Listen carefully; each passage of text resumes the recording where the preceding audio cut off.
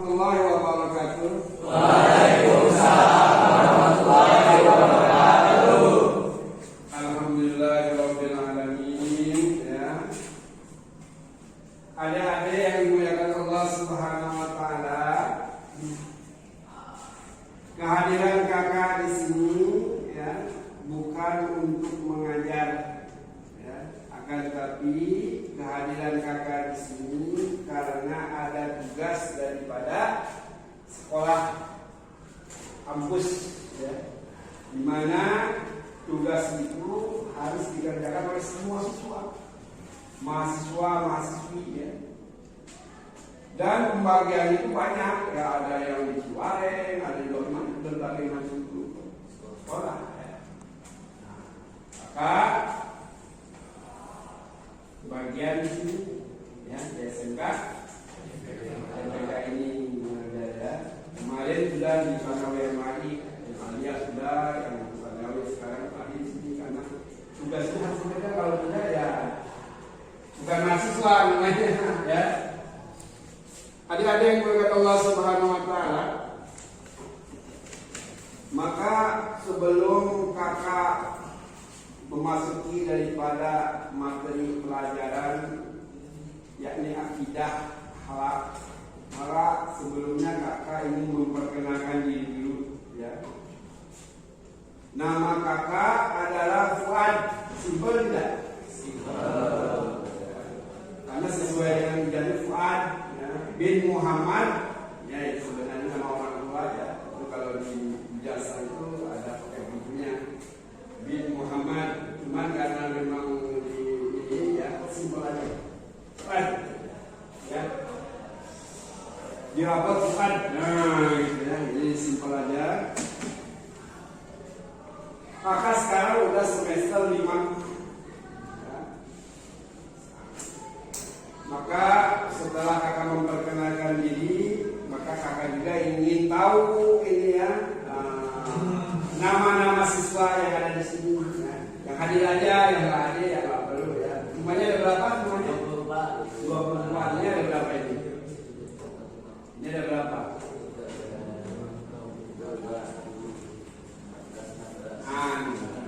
Ya. Perempuannya ada 3 ya? Tidak hadir sekarang.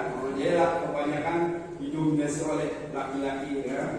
Karena memang ini sekolahnya sesuai ya, YPK ya. Bisa mesin di sini ya. Boleh diperkenalkan dulu nama dari mulai kanan siapa? Ada siapa? Fajar. Rizky. Feril. Oji.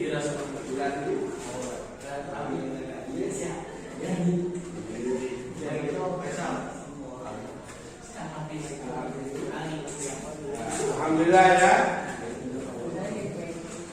Udah tahu, udah saling memperkenalkan diri ya. Karena perlu ya kita itu saling memperkenalkan diri ya. Kenapa perlunya? Karena itu adalah salah satu akhlak ya, salah satu akhlak. Adik-adik yang dimuliakan Allah Subhanahu wa taala, maka sebelum kakak memulai daripada materi akidah akhlak ini, sebelumnya mari kita berdoa kepada Allah Subhanahu wa taala, dimulai dengan suratul Fatihah. Mari kita sama-sama berdoa kepada Allah yang hadir Nabi Mustafa Rasulullah SAW. Al-Fatihah.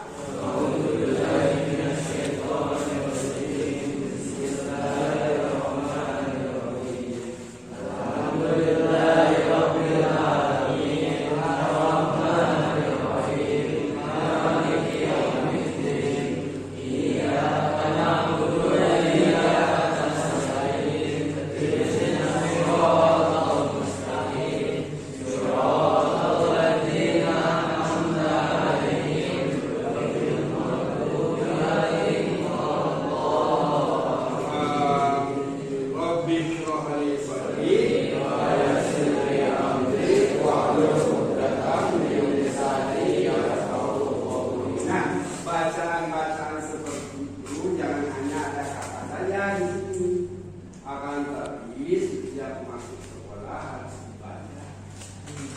setiap pelajaran apapun juga baca Fatihah sama Rokaat ya. Barangkali nanti ada sudah kelas berapa, kelas 10 ini ya, kelas 11, kelas 12, nah itu baca ya selalu. Jadi dimulai. Adik-adik yang dihormati Allah, yang dihormati oleh Allah, dimuliakan oleh Allah Subhanahu Wa Taala. Ya. Langsung aja ke materinya ya, pembahasan akidah akhlak. Apa itu akidah? Ada yang tahu? Keimanan. Siapa namanya? Jadi ya bagus. Keimanan itu jawabannya ya. Jawabannya jadi akidah ini adalah keimanan seseorang terhadap siapa? Terhadap Allah ya. Jadi keimanan seseorang ini ya harus selalu diusahakan setiap hari. Dengan cara apa? Mengusahakan keimanan seseorang dengan cara mengikuti perintah-perintah daripada Allah Subhanahu Wa Taala, menjalankan sholat secara berjamaah. Itu adalah meningkatkan daripada keimanan seseorang. Apabila seorang meninggalkan daripada sholat yang 5 waktu, maka apakah itu disebut orang beriman? Tidak. Ya, orang yang beriman, orang yang selalu meningkatkan ketakwaan kepada Allah. Jadi dengan menjalankan perintah, salah satunya adalah sholat. Di dalam hadis disebutkan awalu ma yu'assabu fil amri yaumil qiyamah as-shalah.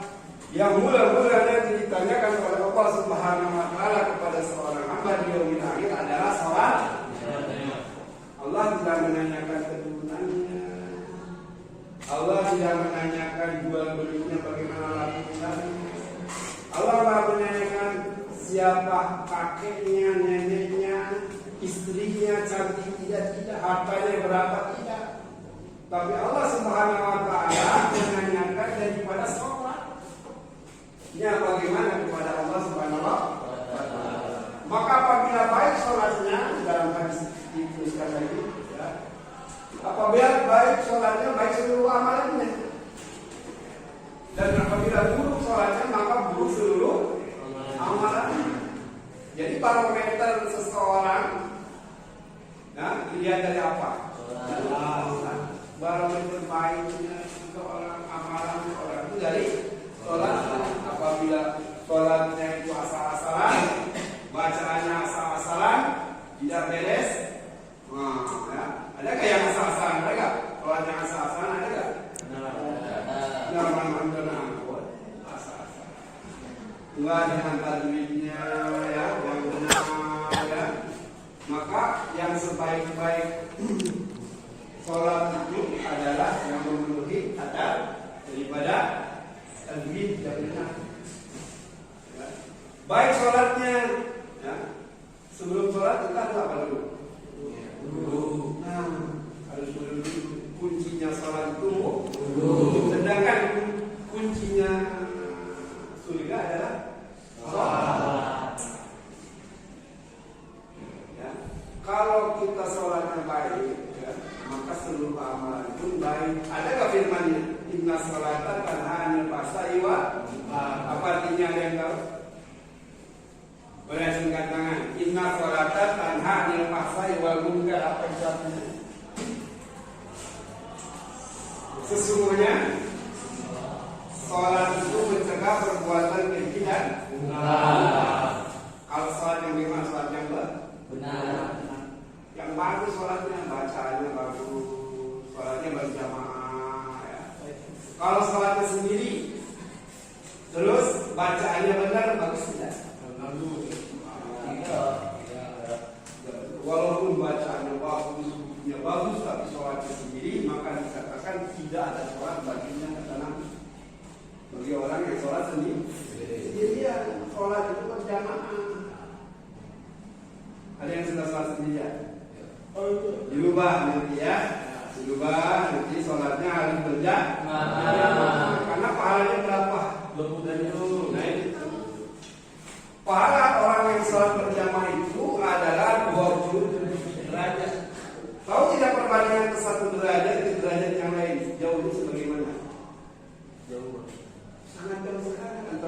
27 derajat.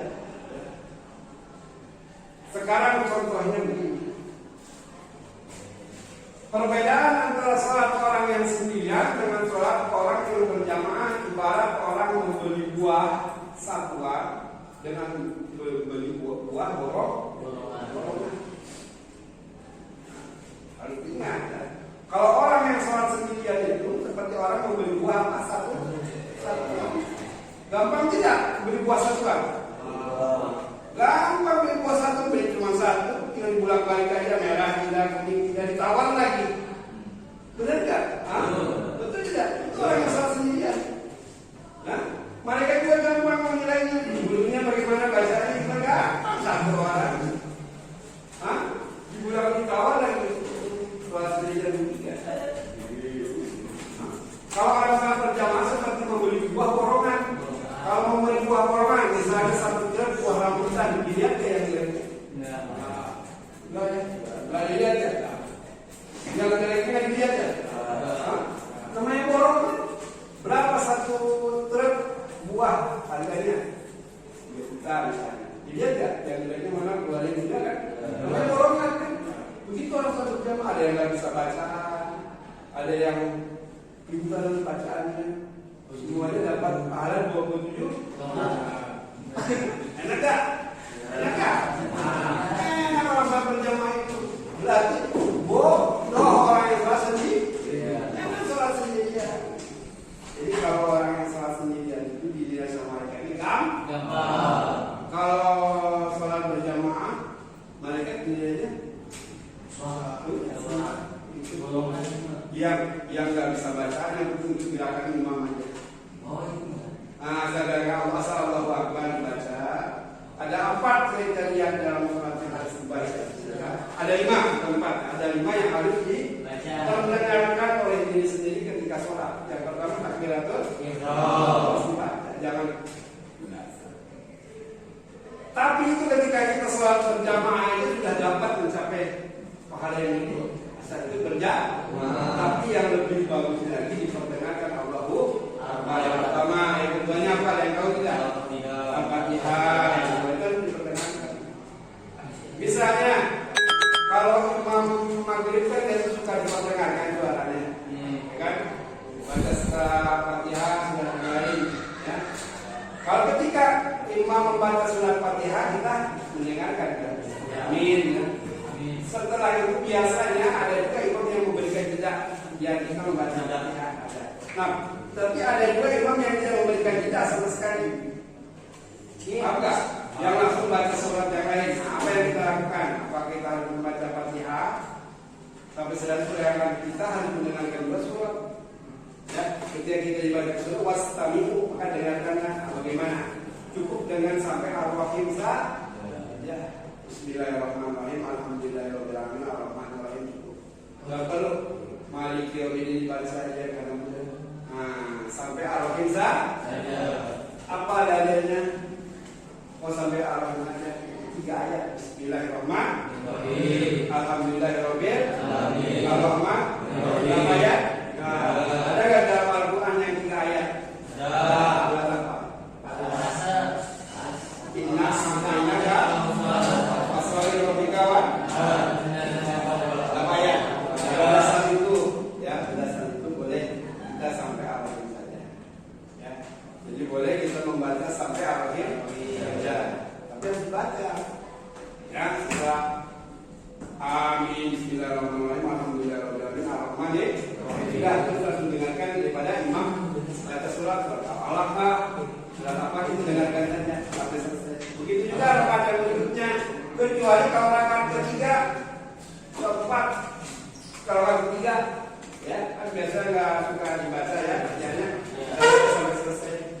Paham tidak? Paham. Gitu ya. Jadi harus benar ya. Kembali lagi ke akidah ini, akidah yang benar itu adalah keyakinan yang benar ya. Yang pertama kali harus dibenarkan adalah sholat. Sholatnya harus dibenarkan dulu ya, sholatnya berjamaah, jangan sholat sendiri. Ya. Apa bedanya nanti? Ini ada tugas ya. Setelah ini, setelah apa? Selesai ini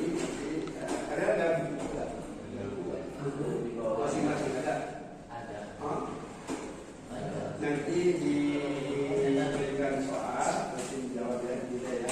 Sebab tugas ini di provinsi ini harus tanya jawab, diantaranya juga harus ada juga tugas.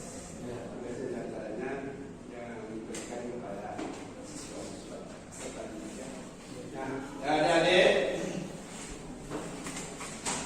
yang dimuliakan Allah Subhanahu wa taala. Jadi perbedaan kalau salat berjamaah tahu ya dengan salat sendirian. Kalau salat berjamaah itu seperti membeli dua borok. Kalau salat sendirian seperti membeli dua satuan. Harus ingat ya. Ya. Kamu kalau membeli buah satuan sudah tidak? Sudah beli buah satuan tinggal dibulak-balik aja penting tinggal ditawar. Kalau beli buah korongan sulit ya? Sulit beli buah korongan namanya. Apa mau dibuka satu-satu untuk rambutannya? Mana yang busuk, yang buruk, buang itu, bahkan. Jadi orang yang sholat berjamaah adalah orang kin. Apakah Nabi pernah meninggalkan sholat berjamaah? Nah, walaupun sakit dipapah, karena Nabi tahu fadilah daripada sholat berjamaah. Maka biasakan ya. Jadi yang biasa sholat sendiri itu biasakan sholat berjamaah, karena begitu besarnya daripada pahala. Bahkan dikatakan Nabi tidak ada sholat bagi orang yang sholat sendiri. Bahkan Nabi pun sempat memberitahu kepada sahabat-sahabat dan membuka kalimat untuk membakar rumah orang yang sholat sendirian. Yang tidak contoh Nabi kalau sholat sendirian.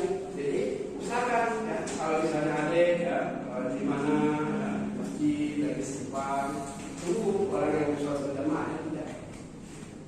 Ya. Kalau tidak merasa wah saya menjadi persatuan. Kalau benar, bacaannya benar, belum lagi bacaannya, orang pasti. Maka tunggu orang yang mau sholat atau sama kawan yuk kita bersama berjamaah dua, ketiga, berempat itu lebih bagus ya. Nah itu mengenai sholat. Kemudian adik-adik ya, firman Allah, inna sholata tanha 'anil fahsya'i wal munkar. Sesungguhnya sholat itu mencegah perbuatan keji dan ini termasuk akidah. Akidah akhlak. Perbuatan keji dan mungkar ini akan bisa terhindar apabila sholatnya benar. Kalau sholatnya salah, bagaimana bisa terhindar daripada akhlak yang benar? Tidak bisa. Ada lagi kan Al-Quran? Ada. Alladzina hum an sholatihim sahun. Ara'aita alladzi yukadzibu bihi fadzalika alladzi yad'ul yatim wa la yahuddu 'ala ta'amil miskin. Fawailul lil musallin, maka celakalah orang yang sholat. Alladzina hum an sholatihim sahun, yang mana sholat mereka ini tidak ada dalam Al-Quran. Yang mana sholat mereka lalai, berarti sholat sendiri itu. Takut itu maksudnya. Orang yang sholat dia sholat, apalagi orang yang nggak sholat. Orang yang sholat aja sholat. Alladzina hum an sholatihim sahun, yang mana sholatnya itu sahun. Itu dikatakan dalam tafsir ini ada yang lalai, main-main ya. Artinya dari kanan, dari kiri, sahur ya. Ada yang sambil ngobrol, sambil makan, nah itu udah banyak ya. Jarang ya gitu ya. Biasa anak-anak ya segitu ya. Tapi kalau yang kiri-kiri ada nggak? Itu juga termasuk sahur. Maka itu kata Nabi, sholatnya nggak itu sama siapa? Sama saya? Ya. Nah, ada yang mengatakan Allah Subhanahu wa taala ya, banyak contoh-contoh ya, salat yang baik dengan salat yang itu ya. Dan kalau salat yang baik, salat berjamaah, salat yang belum puasa, itu termasuk akidah. Nah, sekarang apa yang dapat merusak akidah? Ada yang tahu tidak? Apa yang dapat merusak akidah keimanan seorang? Hah? Yang lain? Pergaulan yang gimana? Pergaulan yang terus apa lagi? Apa yang dapat merusak daripada akidah? Merusak daripada keimanan apa? Sesat. Perbuatan syirik. Satu keduanya. Bohong. Terus apa lagi? Kufur. Maksiat. Apa lagi? Maksiat, perbuatan maksiat. Itu yang itu jenis-jenis yang dapat merusak daripada akidah seseorang. Ada yang tahu dengan yang dimaksud syirik?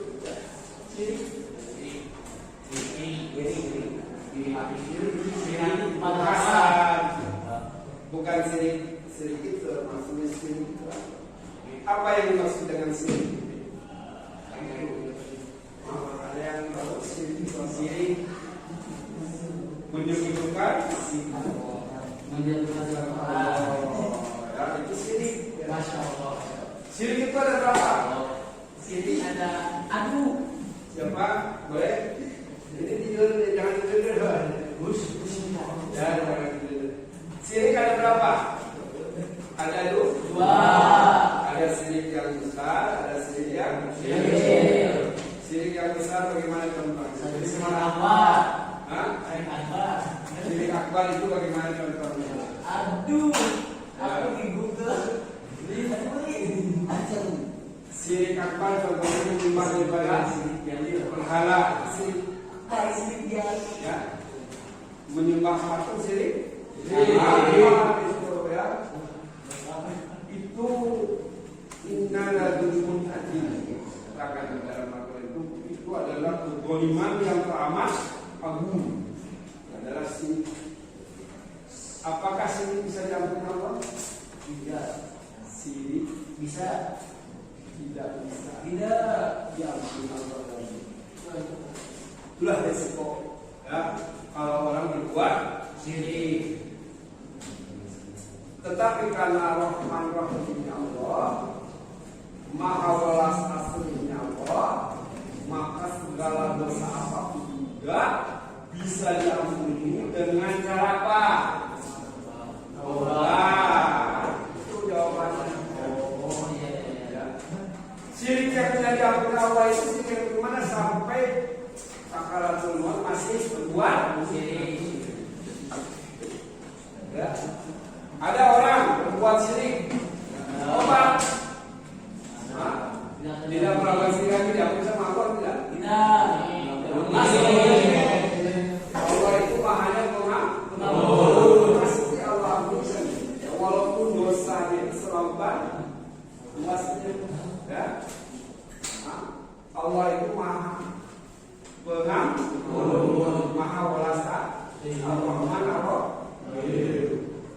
Apalagi dosa-dosa yang lainnya, pasti Allah ampuni. Asalkan kok bisa dilaksanakan lagi perbuatan tersebut. Ya. Itu syirik yang besar. Kemudian syirik yang kecil yang keduanya, bagaimana contoh syirik?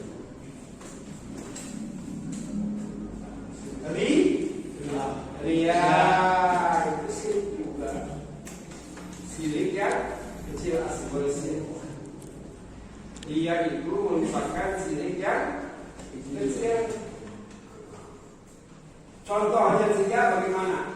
Ngomong bisa termasuk ria itu beda lagi, itu mutakabir maksudnya. Ria itu bagaimana?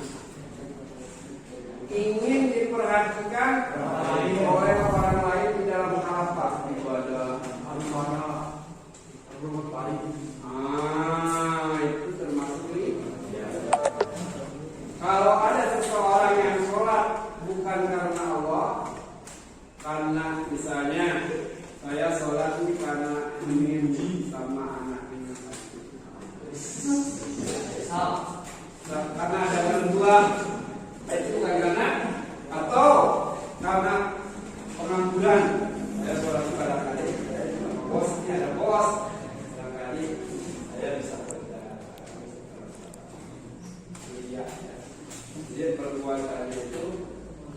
lillahi ta'ala. Segala sesuatu yang bukan lillahi ta'ala, maka amalannya tertolak apa? Masih sesuatu karena apa? Karena yang disebut dermawan termasuk ya jelas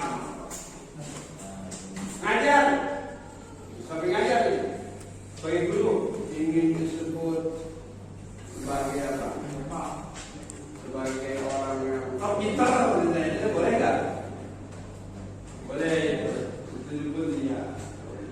Sampai mati nih, sahid.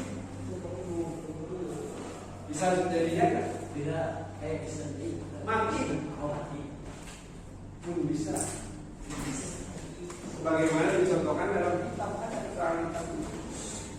Maka ada 3 orang yang dia ini masuk ke neraka sama Allah Subhanahu wa taala. Yang pertama adalah seorang dermawan. Ketika Allah tanya, untuk apa maksud kamu berbuat dermawan? Memberikan daripada aku upah. Maka apa jawabannya seorang dermawan itu? Saya menginfakkan ini Allah misalnya karena kata ada orang. Maka Allah aku bohong. Di hadapan Allah bisa bohong tidak? Tidak ada yang bisa bohong di hadapan Allah. Di hadapan Allah nyata. Di hadapan Allah kalau semuanya sehati manusia. Maka nggak boleh punya sifat kamu semata-mata Allah bukan lagi. Kamu semata-mata menyimpangkan kemerdekaan itu karena ingin disebut sebagai seorang dermawan. Maka dimasukkan ke dalam seorang yang berilmu dan kita ini. Maka ditanya lagi sama Allah Subhanahu wa taala, kamu mengajarkan seseorang sampai banyak muridnya, tujuannya apa? Untukmu ya Allah, demimu ya Allah. Semuanya lillahi ta'ala. Maka apa kata Allah?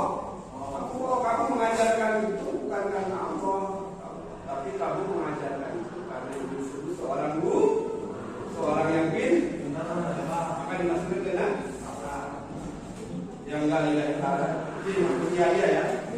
Kemudian yang satu lagi seorang yang mati. Maka dibagikan sama Allah, ditanya lagi sama Allah, kamu berjuang sampai kamu mati dalam medan pertempuran. Maksudnya apa? Untukmu bela agamamu. Apa kata Allah? Kamu bohong. Kamu semata-mata hanya ini disebut pemberani. Semua tidak. Kamu semata-mata ingin disebut sebagai seorang pemberani, maka dimasukkan dengan jadi amalan itu sia-sia. Jadi agar amalan tidak sia-sia itu harus kita ala memberi sesuatu kepada orang, kan? Bila kita agar amalan itu bermakna di hadapan Allah. Ya. Kemudian yang dapat berusaha akidah lagi yang lainnya adalah nifaq. Ada yang tahu lagi nifaq artinya apa? Apa yang nifaq? Apa nifaq? Nifaq apa?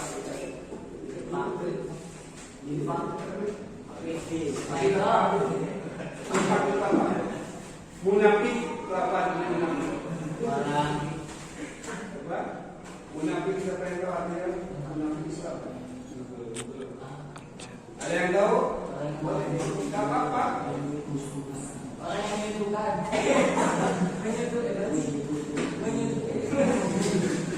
apa yang maksudnya munafik?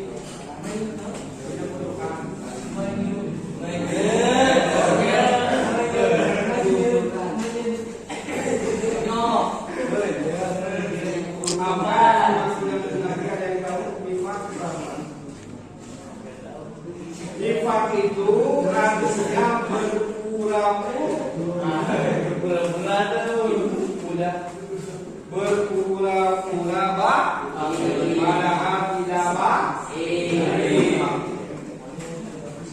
berpura-pura baik banyak, berpura-pura sholat tapi sebenarnya enggak sholat. Ya, itu termasuk tanda-tanda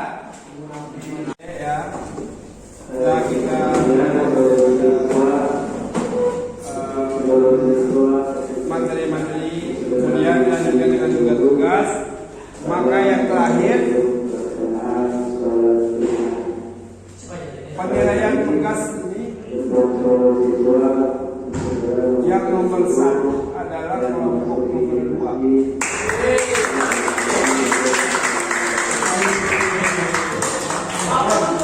Boleh perwakilan satu aja. Silakan dibagi-bagikan.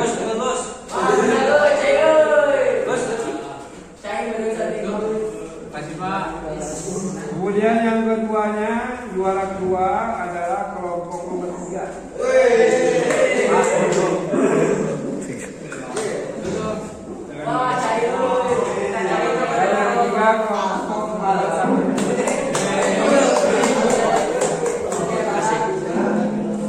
Kurang lebihnya maaf kakak barangkali ada yang salah, ya namanya manusia ya. Alhamdulillah ya, boleh dulu yang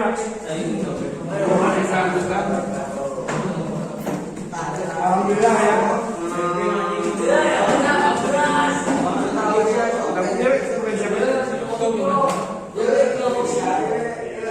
Maka adik-adik, maka pertemuan kali ini kita akhiri saja dengan mengucapkan sama-sama doa kifaratul majelis. Yang apa kan doa kifaratul majelis? Subhanaka Allahumma wa bihamdika asyhadu an la ilaha illa anta astaghfiruka wa atubu ilaik. Kita semua ya. Oke. Terima kasih banyak ya kakak ucapkan. Terima kasih. Sekali lagi terima kasih ya, mudah-mudahan apa yang kakak sampaikan ya paling tidak sedikitnya ya dapatlah diambil manfaatnya ya, lebihnya ya kakak minta maaf kalau ada salah ya dalam perkataan atau perbuatan kakak ya, namanya manusia ya, sebaik-baiknya orang bersalah adalah orang yang memperbaiki jangan sampai terus-menerus ya. Allah pun bahkan sebagaimana jasadnya dosa orang itu kalau bertobat Allah makanya maafkan ya. Kalau benarnya itu semua datang dari Allah, kalau ucapkan alhamdulillah, kalau salahnya dari pribadi kata kakak sendiri maka kakak ucapkan astagfirullah. Akhir dengan wassalamualaikum warahmatullahi wabarakatuh.